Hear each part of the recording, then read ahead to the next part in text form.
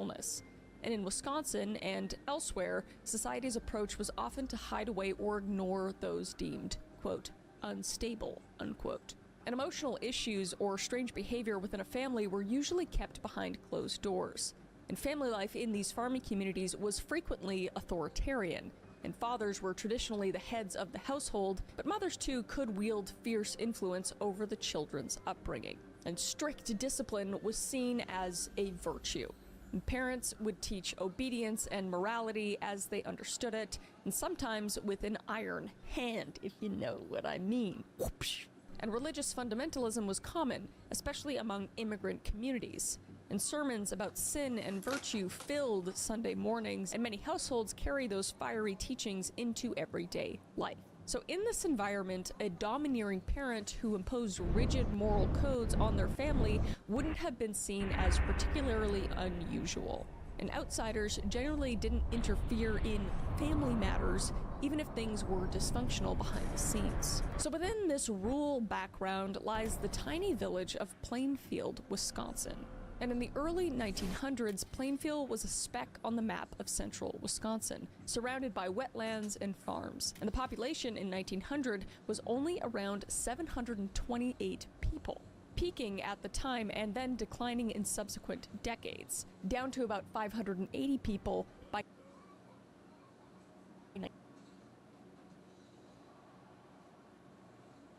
1920. Okay, that's not gonna do that.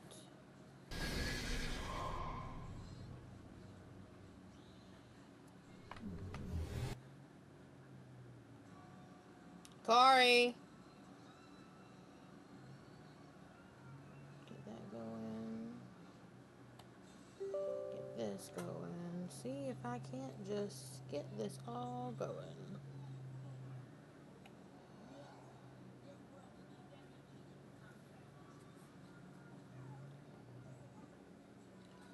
Okay, yes, I want to launch the game.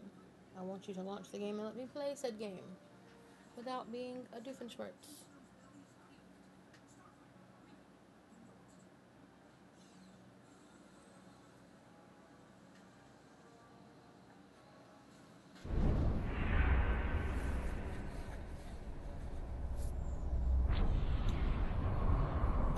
Give me just a second if anybody's in here, and I will pull up.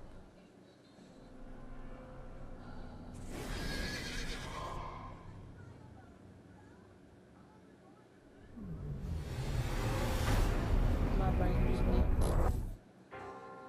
Oh, I'm gonna turn the sound down. That's what I'm gonna do. I just gotta get through here, and then, or it's not gonna load right. And then I'll pull up the picture so y'all can see. I can talk. Take my medicine.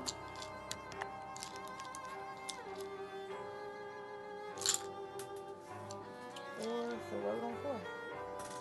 That works too.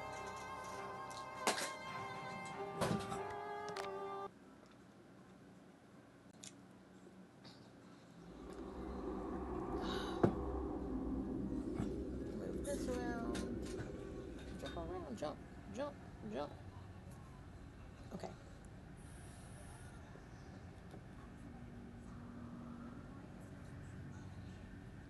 Oh, I forgot this. My brain is not. Alright, let's see. Configuration, audio. Let's turn it down. Let's turn it down. Let's definitely turn the voice down. Confirm. Okay. Now, do this. Let's see if this is actually going to pick up what I need to pick up.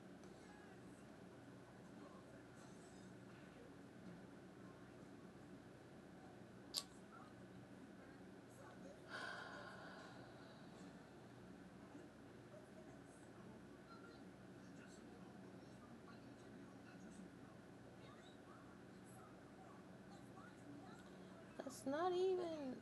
Oh. Computer's gonna piss me off. Wah, wah, wah, wah, wah. You know what? I'm just gonna see you later. Goodbye.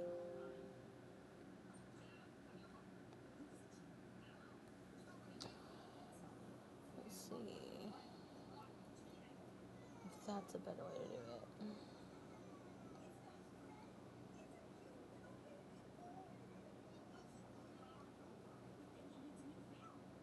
Nope.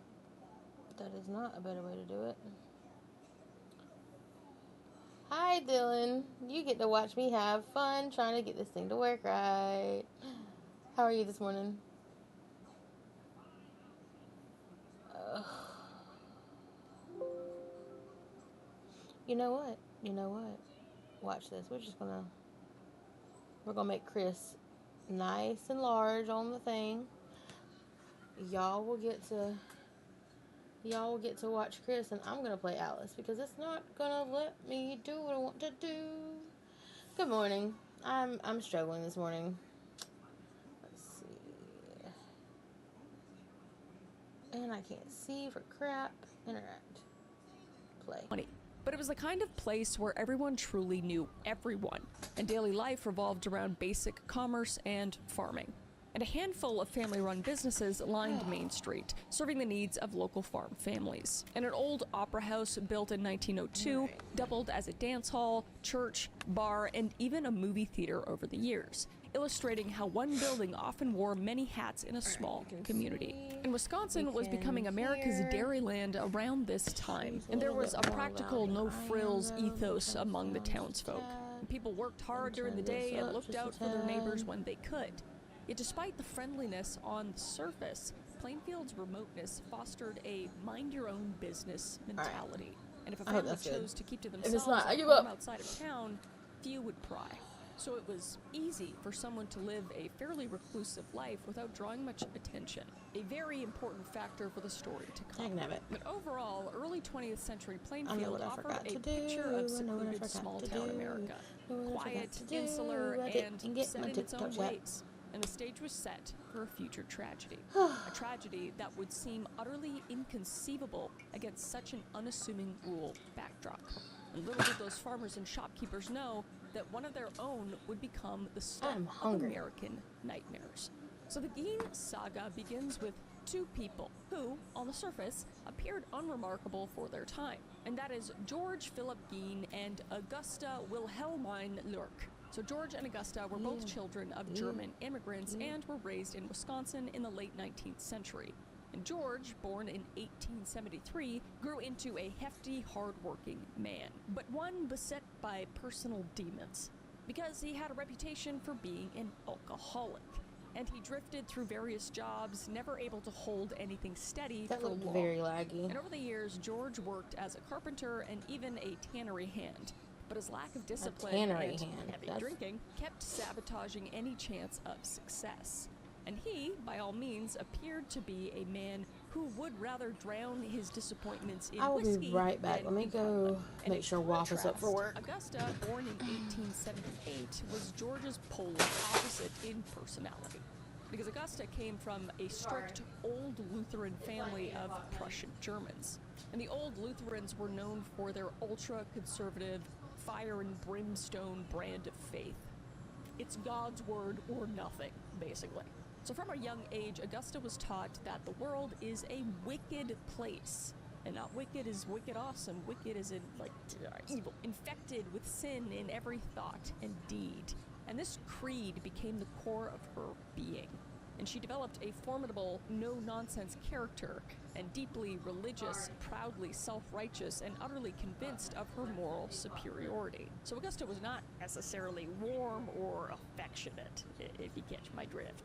Instead, she was described as domineering and obsessively pious. And she believed it was her God-given duty to steer others, especially her family, away from evil, which will become extremely ironic as we make our way through this case.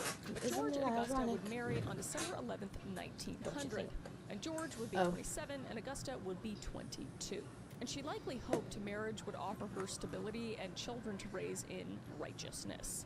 And George, for his part, probably saw Augusta as a strong woman who could keep him anchored. And in their early years together, Augusta took charge of the household finances and opened a small grocery store in La Crosse. And by all accounts, she was the breadwinner, a rather unusual arrangement for 1900. Her shop did well enough to support the family when George couldn't, because remember, he's just off drinking. I and really just want to being stream my shitty at his games. jobs. Like, why is Meanwhile, it? George's pride suffered under the shadow of his wife's competence and open contempt. Let's see. And Augusta I'm would just gonna- openly berate George. Yet, because of her strict Lutheran beliefs about marriage, divorce was unthinkable. Why Could is not it still? happen. And What is so it? resentment